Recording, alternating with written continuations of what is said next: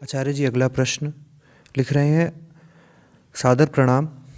मैं अपने यंत्रवत जीवन से परेशान हूँ। मुझे अपनी दिनचर्या में कोई भी कार्य सार्थक नहीं दिखता।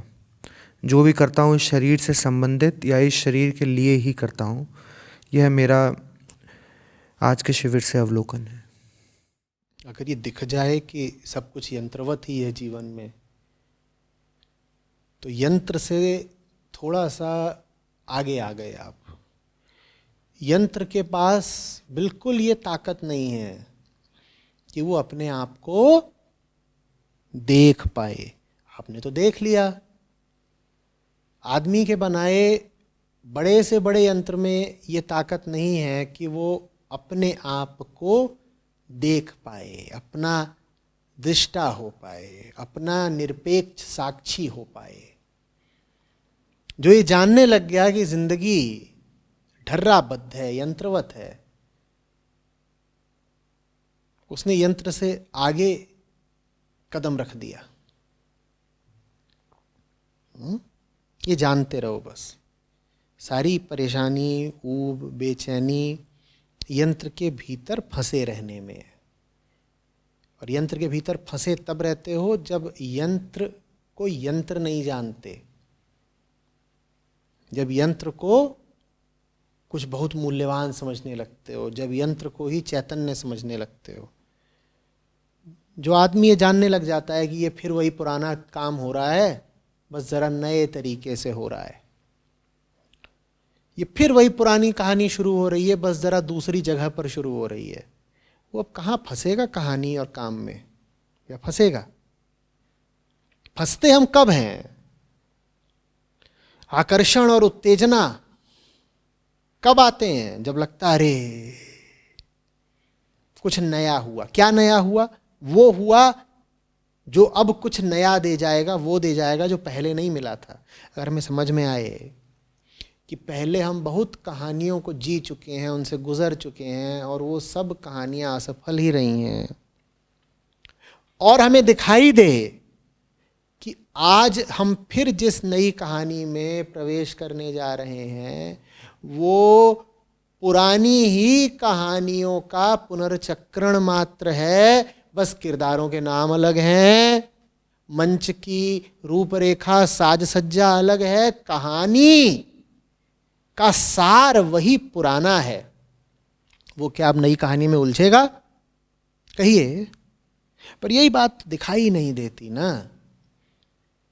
हम एक शहर में जाते हैं, हमें लगता है ये नया शहर है। अरे नया नहीं है बाबा, सड़कें दूसरी हैं, नाम दूसरा है, मोहल्ले दूसरे हैं, चेहरे दूसरे हैं। थोड़ा गहरे जा कर के देखो, शहर वही पुराना है। और पुराना माने ये नहीं कि 2020 में शहर वैसा ही है जैसा कि 2000 में था या 1970 में था। शहर पुराना है माने शहर मात्र बदलता नहीं, हर शहर वास्तव में एक सा होता है। नाम शहरों के अलग अलग होते हैं, देश अलग अलग हो सकते हैं, आकार अलग हो सकते हैं, जनसंख्याएं, परिस्थितियां, ये सब अलग अलग हो सकती हैं। ये जिस व्यक्ति को बात पता लगने लगती है वो अनासक्त हो जाता है।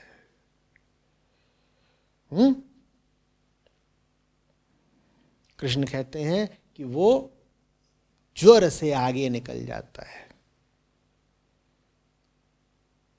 अपनी ताप से, अपनी उत्तेजना, अपने बुखार से आगे बढ़ के शीतल हो जाता है, विगत ज्वर हो जाता है, उसका ज्वर बीत गया।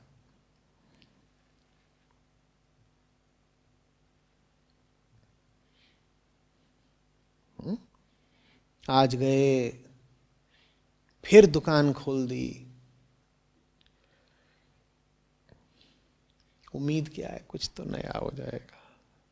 क्यों उम्मीद है कुछ नया हो जाएगा? क्योंकि आज तक जो हुआ है वो किसी को कभी पूरा कहाँ पड़ा।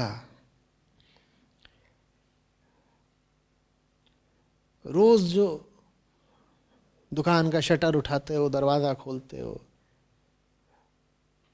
उसमें कहीं ना कहीं ये छुपी हुई उम्मीद तो रहती है कि आज वो हो जाएगा जो कभी ना हुआ। यकीन मानो, कहोगे नहीं ऐसी कोई उम्मीद नहीं रहती। वैसी कोई उम्मीद अगर बिल्कुल नहीं होती ना तो तुम दुकान पर हर सुबह जा ही नहीं पाते। ये तो छोड़ दो कि दुकान पर नहीं जा पाते, तुम हर सुबह बिस्तर से उठ ही नहीं पाते। ये दिल धड़कता क्यों है, सांसें चलती क्यों हैं, रोज तुम बिस्तर से उतर के नहा धो के तैयार होके काम पे निकलते क्यों हो, तुम जिए ही क्यों जा रहे हो? क्योंकि एक उम्मीद बाकी है, आज वो मिल जाएगा या कभी ना कभी वो मिल जाएगा जो आज तक नहीं मिला, इसीलिए तो जिए जा रहे हो। नहीं तो झट से गिर जाओ, एकदम जान निकल जाए। उम्मीद बढ़िया चीज है, लेकिन इस उम्मीद में जब अज्ञान जुड़ जाता है तो ये उम्मीद बड़ा दुख देती है। क्यों? क्योंकि पूरी नहीं होती। हमें लगता है हमें आज कुछ नया मिल जाएगा, जबकि हम करे क्या जा रहे हैं? काम सारे पुराने। और मैं कहता हूं, पुरानी राहों पर चलकर नई मंजिल कैसे पाओगे? आस तो है कुछ नया पाने की, और घूम फिर करके काम हमारे सब पुराने हैं, नया कैसे मिल जाएगा?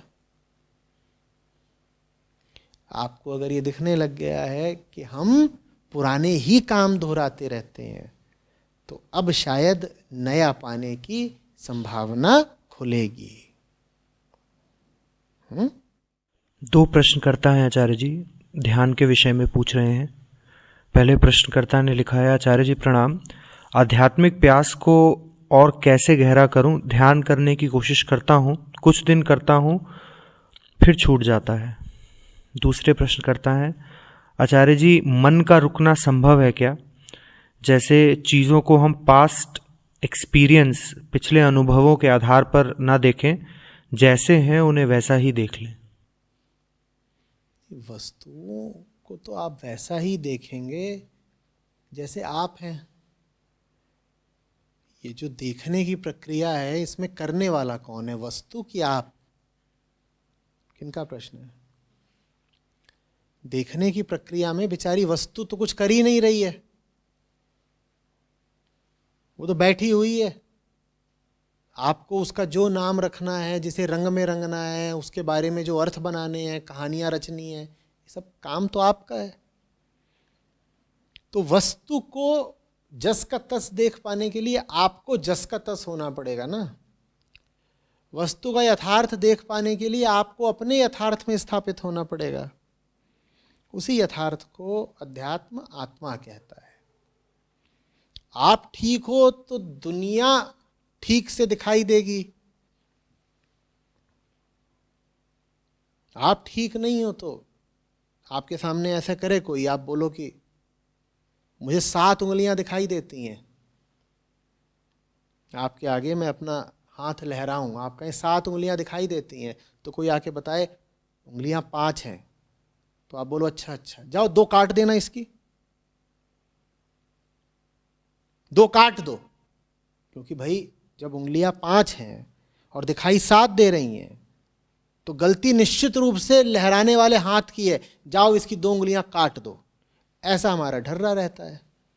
हम ये मानेंगे ही नहीं कि सामने जो चीज है वो बेचारी तो मूक है, अक्रिय है। 5 का 7 दिखाई किसको दे रहा है? 5 का 7 देखने वाला कौन है? मैं हूं। तो बदलाव की जरूरत किसमें है? मुझ में। हम खुद में नहीं बदलाव लाना चाहेंगे, हम कहेंगे जाके हाथ की 2 उंगलियां काट दो, क्योंकि 2 ज्यादा दिखाई दे रही हैं। अपना नशा उतारने की जरूरत है, उसी का नाम अध्यात्म या आत्मज्ञान होता है। अपना नशा उतरे, आदमी जरा होश में आए, जरा ईमानदारी से खुद को देखे, कुछ तीखे सवाल करे, अपनी मान्यताओं पर प्रश्न चिन्ह लगाए, फिर सब जस का तस दिखेगा।